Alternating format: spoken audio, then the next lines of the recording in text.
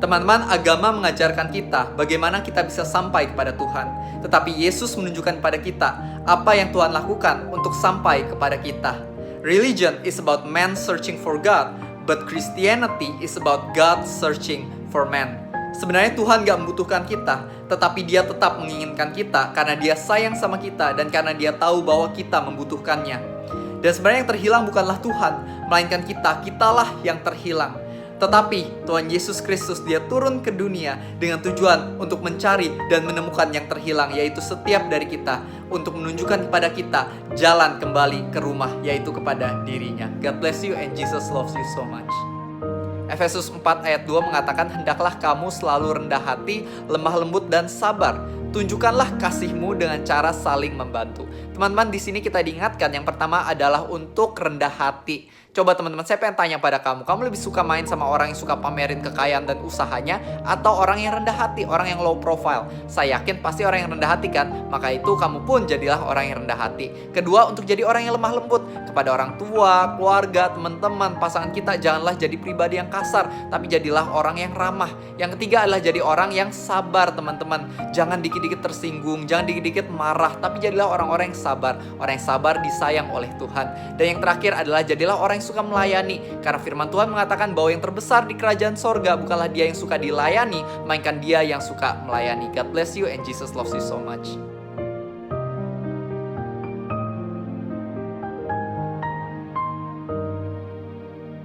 Teman-teman, Alkitab nggak pernah mengajak kita untuk membaca firman Tuhan, melainkan Alkitab mengajak kita untuk merenungkan firman Tuhan. Membaca dan merenungkan adalah dua hal yang sangat berbeda. Membaca adalah ketika kita sekedar ingin menyerap informasi yang ada, tetapi merenungkan adalah ketika kita mau mengenal isi hati dari pribadi yang menulis kalimat-kalimat tersebut. Dan kebenarannya Tuhan ingin agar kita bukan sekedar teologinya semakin pintar, melainkan agar hati kita semakin mengenal pribadinya. Maka itu merenungkan firman Tuhan itulah yang harus kita lakukan, supaya kita punya hubungan yang semakin akrab dengan Tuhan, semakin kita sadar bahwa kita dikasihi dan kita punya masa depan yang indah karena Tuhan peduli dengan kehidupan kita. God bless you.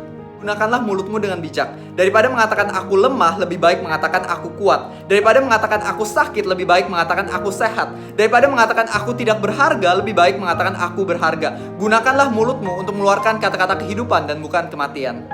Teman-teman, Alkitab mengatakan bahwa musuh kita, si iblis, dia adalah bapa dari para pembohong. Jadi itulah yang paling sering dilakukan oleh iblis di dalam kehidupan kita, yaitu membohongi kita. Dia akan sering kali mengatakan pada kita, kamu gak berharga, kamu gak dikasihi, kamu gak memiliki masa depan indah.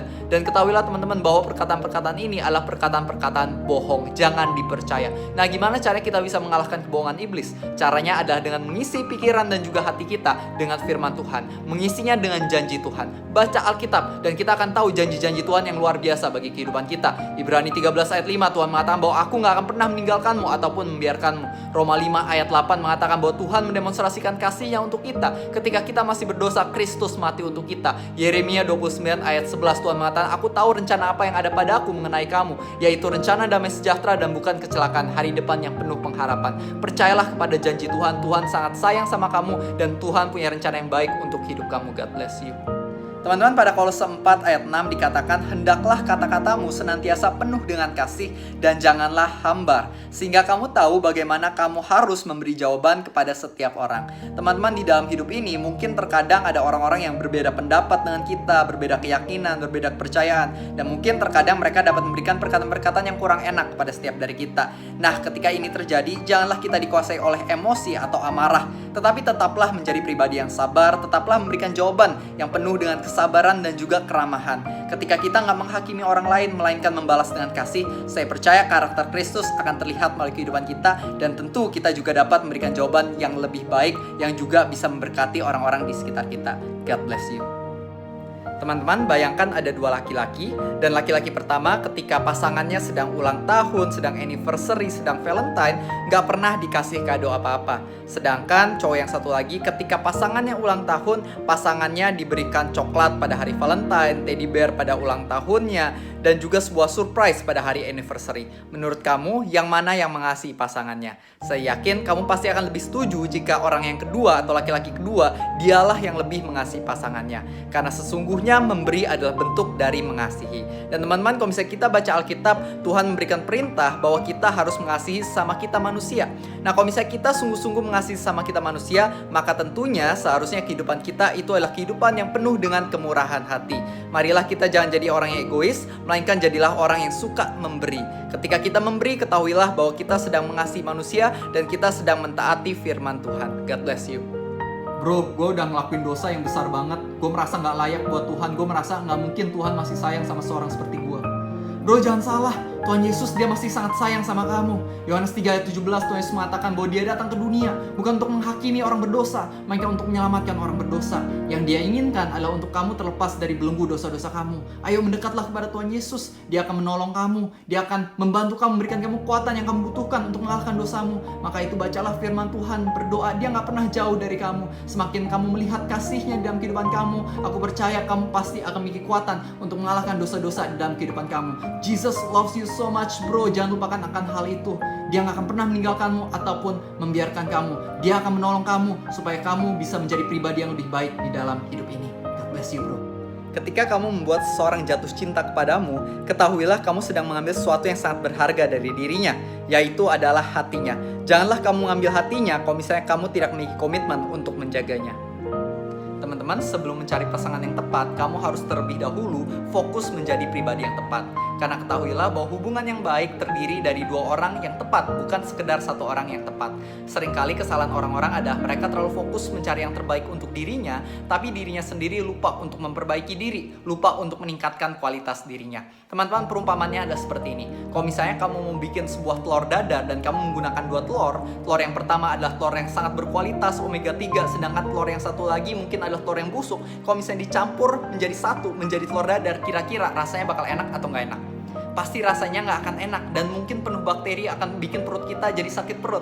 Teman-teman, kita butuh dua telur yang baik untuk membuat sebuah telur dadar yang baik. Begitu pula dalam kehidupan kita. Kalau misalnya kamu ingin memiliki hubungan yang tepat, mulailah dengan cara menjadi pribadi yang baik. Tingkatkanlah kualitasmu dan perbaikilah karaktermu. God bless you.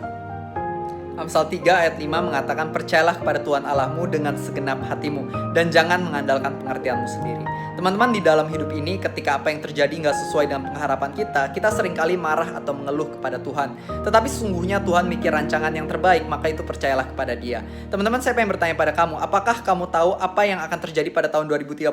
Apakah kamu tahu siapa yang akan menjadi pemenang dari American Idol tahun 2030? Saya yakin kamu pasti nggak tahu. Contoh lain, apakah kamu tahu judul drama Korea yang akan ngehits pada tahun 2030? Ada yang tahu? Saya yakin kamu juga pasti nggak tahu dan saya pun nggak tahu. Kita sebagai manusia nggak tahu apa yang akan terjadi di masa depan, tetapi Tuhan tahu. Dan Tuhan kita, Dia bukan sekedar mengetahui masa depan, melainkan Dia memegang masa depan kita. Dan Tuhan mengatakan bahwa Dia tahu rencana apa yang ada pada dirinya mengenai kita, yaitu rencana damai sejahtera yang penuh pengharapan. Maka itu teman-teman, kalau misalnya Tuhan mikir rencana yang indah bagi kehidupan kamu, percayalah kepada Dia. Dia akan menyertai kamu hingga akhir. God bless you. Teman-teman, pada 1 Yohanes 4 ayat 10 dikatakan bahwa inilah kasih itu. Bukan kita yang mengasihi Tuhan, melainkan Tuhan yang mengasihi kita, sehingga Dia mengaruniakan anaknya untuk menjadi penebusan atas dosa-dosa kita. Teman-teman, ketahuilah bahwa kamu diselamatkan bukan karena kamu begitu baik dan bukan karena kamu begitu sayang sama Tuhan, melainkan karena Tuhannya yang begitu sayang sama kamu dan karena Tuhannya yang begitu baik. Teman-teman, ketahuilah bahwa Tuhan kita, Dia mengasihi kita dan kasih yang tidak bersyarat. Kasih-Nya ada sesuatu yang unconditional. Dan inilah kasih yang sejati itu. Kasih yang ditentukan bukan oleh performa orang yang dikasihi, melainkan ditentukan oleh komitmen orang yang mengasihi. Dan Tuhan kita, He is love, God is love. Dan itulah alasan mengapa Dia sayang banget sama kita. Maka itu teman-teman, apapun keadaanmu hari ini, I just want to tell you that Jesus loves you so much. Dia telah menebus dosa-dosa kamu dan Dia memikir rencana yang indah bagi kehidupan kamu. Menurut kitab Wahyu, Yohanes diberikan sebuah penglihatan akan akhir zaman oleh Tuhan, di mana salah satu hal yang Yohanes lihat adalah keempat pengendara kuda akhir zaman, atau the four horsemen of apocalypse. Kuda pertama berwarna putih, di mana penunggangnya membawa panah dan kepadanya dikaruniakan mahkota. Kuda kedua berwarna merah, di mana penunggangnya membawa pedang yang besar, di mana dia diberi kuasa untuk mengambil damai sejahtera dari atas bumi, sehingga mereka saling membunuh. Kuda ketiga berwarna hitam, dan penunggangnya membawa timbangan pada tangannya. Di mana setelah itu ada suara yang berbunyi, secupak gandum sedinar dan 3 cupak jelai sedinar, tetapi janganlah rusakkan minyak dan anggur itu. Kuda keempat berwarna hijau kuning, dan yang menungganginya bernama Maut, di mana kerajaan maut mengikutinya. Dan kepada mereka diberikan kuasa atas 1/4 dari bumi untuk membunuh dengan pedang, dan dengan kelaparan dan sampar, dan dengan binatang-binatang buas yang ada di bumi.